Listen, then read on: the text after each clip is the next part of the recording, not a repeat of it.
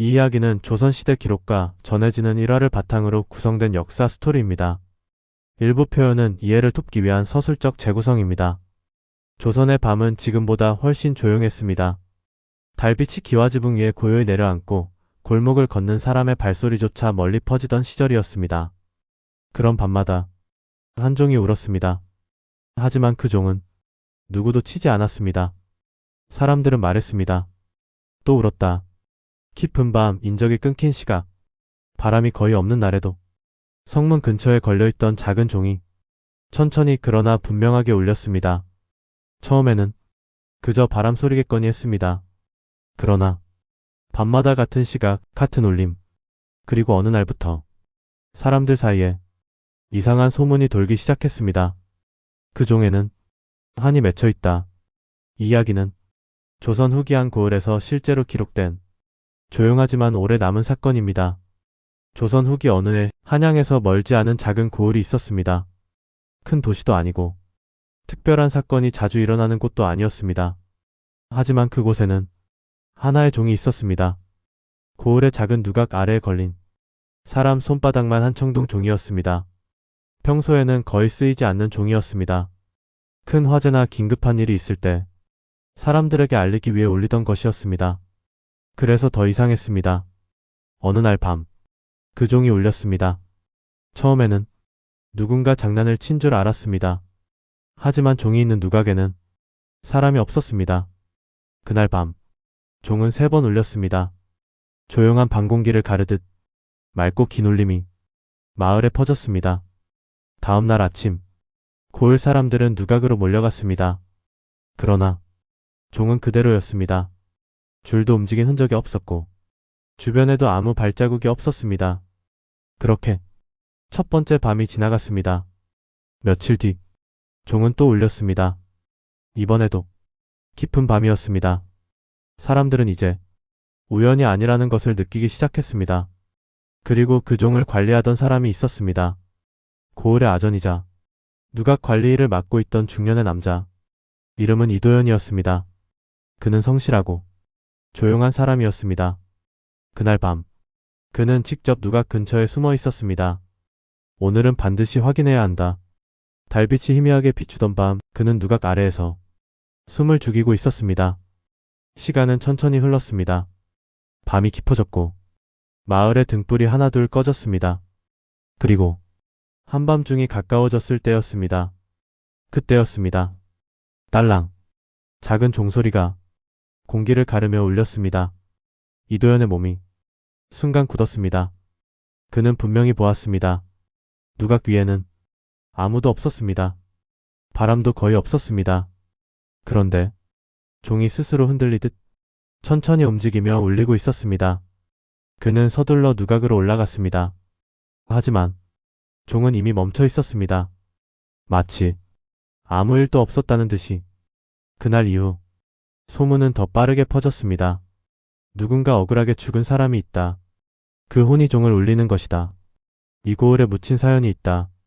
조선 사람들에게 이런 이야기는 낯설지 않았습니다. 억울한 죽음, 남겨진 한. 그것이 밤의 소리로 남는다고 믿는 이들이 많았습니다. 그러던 어느 날 뜻밖의 인물이 이 사건에 관심을 보였습니다. 그 고을에 새로 부임한 젊은 현감이었습니다. 이름은 윤지성.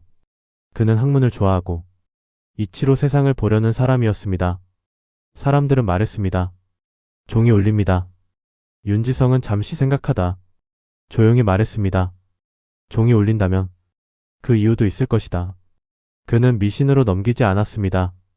그리고 기록을 보기 시작했습니다. 고을의 오래된 문서들, 사건 기록, 판결문. 며칠 동안 그는 늦은 밤까지 기록을 뒤졌습니다. 그리고 한 장의 문서에서 손이 멈췄습니다. 오래된 사건 기록이었습니다. 10여 년 전, 한 남자가 이 고을에서 죄인이 되었습니다. 그의 이름은 박경수. 그는 원래 조용한 농부였습니다. 하지만 어느 해 관청의 곡식을 훔쳤다는 죄로 처벌을 받았습니다. 문제는 그가 끝까지 말했던 한마디였습니다. 저는 훔치지 않았습니다. 그러나 증거는 그에게 불리했습니다. 창고 관리인이 그를 지목했고 곡식 자루 하나가 그의 집 근처에서 발견되었습니다. 결국 그는 도둑으로 판결되었습니다. 조선의 법은 도둑에게 엄격했습니다. 그는 곤장을 맞고 쫓겨나듯 고을을 떠났습니다. 그 이후 그의 소식은 아무도 알지 못했습니다. 윤지성은 문서를 조용히 내려놓았습니다. 그리고 한 가지 사실을 발견했습니다. 그 사건이 일어난 해와 종이 만들어진 해가 같았습니다. 그 종은 바로 그 사건 이후 누각에 걸린 것이었습니다. 윤지성은 잠시 창밖을 바라보았습니다. 밤이 깊어가고 있었습니다. 그리고 그는 조용히 말했습니다. 이 종에는 사연이 있다. 조선의 기록 속에는 이처럼 작고 조용한 이야기들이 남아있습니다. 큰 전쟁이나 화려한 권력의 기록이 아니라 사람 한 명의 억울함 그리고 남겨진 한. 조선 사람들은 그 한이 사라지지 않는다고 믿었습니다. 그래서 노래가 되었고 풍류가 되었고 이야기가 되었습니다. 억울함을 잊지 않으려는 마음 그리고 그것을 풀어주려는 마음. 그 사이에서 조선의 정과 선비의 정신이 조용히 흐르고 있었습니다. 밤마다 울리던 작은 종은 어쩌면 귀신의 소리가 아니라 잊히지 않은 이야기의 울림이었을지도 모릅니다. 그리고 조선의 세월 속에서 사람들은 그 소리를 이렇게 말했습니다. 한이 울고 있다. 조선의 밤은 언제나 조용하지만 조선의 밤은 여전히 조용했습니다. 하지만 그 고요함 속에는 사람들의 마음이 조금씩 달라지고 있었습니다. 젊은 현감 윤지성은 책상 위에 펼쳐진 낡은 문서를 다시 바라보고 있었습니다. 희미해진 먹빛 글씨 속에는 10여 년 전의 사건이 담겨 있었습니다. 억울함을 끝까지 호소했던 농부 박경수의 이름, 그리고 그 사건 이후 누각에 걸렸다는 작은 종의 기록이었습니다. 윤지성은 문서를 조용히 덮었습니다. 기록은 간단했지만 마음은 쉽게 정리되지 않았습니다. 조선의 법은 엄격했고 기록은 그 결과를 남겼습니다. 그러나 그 기록이 언제나 모든 진실을 담고 있는 것은 아니었습니다. 그는 창밖을 바라보았습니다. 밤 공기가 고요하게 마당을 덮고 있었고 멀리서 희미한 게 짖는 소리가 들렸습니다. 잠시 뒤 그는 등불을 들고 관할을 나섰습니다. 발걸음은 자연스럽게 누각이 있는 쪽으로 향했습니다. 낮에는 아무렇지 않던 그 누각이 밤이 되면 이상하게도 다른 분위기를 품고 있었습니다. 달빛 아래 기둥과 지붕이 길게 그림자를 들이우고 있었습니다. 누각 아래에는 이미 한 사람이 서 있었습니다. 종을 관리하던 아전 이도현이었습니다. 그는 조용히 인사를 했습니다. 두 사람은 잠시 말없이 서 있었습니다. 밤이 너무 고요해서 작은 말소리도 크게 들릴 것 같았습니다. 윤지성은 낮은 목소리로 물었습니다. 오늘도 울릴까요? 이도현은 누각 위의 종을 바라보며 말했습니다. 며칠 간격이 있긴 하지만 대부분 이쯤 시간입니다. 둘은 누각 옆에서 조용히 기다렸습니다. 시간이 조금씩 흘렀습니다. 달빛은 서서히 기울고 있었고 밤 공기는 더 깊어졌습니다. 마을의 등불은 이미 모두 꺼졌고 주변에는 사람의 기척도 없었습니다. 그때였습니다. 딸랑. 작은 금속 울림이 밤 공기 속으로 퍼졌습니다. 두 사람의 시선이 동시에 위로 향했습니다. 누각 위에 매달린 작은 청동종이 아주 미세하게 흔들리고 있었습니다. 바람은 거의 느껴지지 않았습니다. 줄도 움직인 흔적이 없었습니다. 그런데도 종은 분명히 울렸습니다. 잠시 후 다시 한번 울림이 이어졌습니다. 맑고 길게 퍼지는 소리였습니다. 윤지성은 천천히 누각 위로 올라갔습니다. 가까이서 본 종은 세월의 흔적이 분명했습니다. 청동 표면은 조금 어두워졌고 여기저기 미세한 흠집이 남아 있었습니다. 그는 등불을 가까이 가져갔습니다. 그때 종 옆면에 새겨진 글자가 눈에 들어왔습니다. 짧은 문장이었습니다. 억울함이 없기를 바란다. 윤지성은 잠시 그 글자를 바라보았습니다. 보통 종에는 고을의 이름이나 만든 해가 새겨집니다. 그런데 이 종에는 그런 기록 대신 이상하게도 한 문장만 남아 있었습니다. 마치 누군가의 마음처럼 보이는 문장이었습니다. 다음 날부터 윤지성은 종에 대한 기록을 더 찾아보기 시작했습니다. 오래된 장부와 문서들을 뒤지던 중 종을 만들었던 장인에 대한 기록이 나타났습니다. 외지에서 온 장인이었고 종 제작을 부탁한 사람은 당시 창고를 관리하던 관리였습니다. 바로 박경수 사건의 증인이었던 사람이었습니다. 그러나 그 관리는 이미 세상을 떠난 뒤였습니다. 윤지성은 마을의 나이 많은 노인을 찾아갔습니다. 오래된 이야기를 기억하는 사람은 그뿐이었습니다. 노인은 잠시 생각하다가 천천히 말을 꺼냈습니다. 그때 마리오 사실 조금 이상한 일이 있었지요. 노인의 말에 따르면 박경수가 고을을 떠난 뒤 얼마 지나지 않아 창고 관리인이 술자리에서 이상한 말을 했다고 했습니다.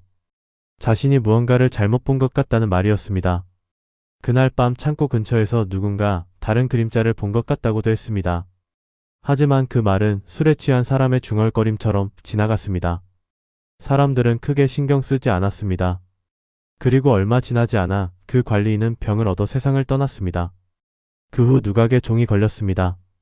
윤지성은 다시 누각으로 갔습니다. 낮의 종은 평범했습니다. 햇빛 아래에서는 그저 오래된 청동종일 뿐이었습니다.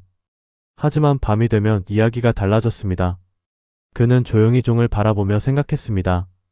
이 종은 혹시 누군가의 마음일지도 모른다. 억울함을 남긴 사람의 마음일 수도 있고 그것을 뒤늦게 깨달은 사람의 마음일 수도 있었다.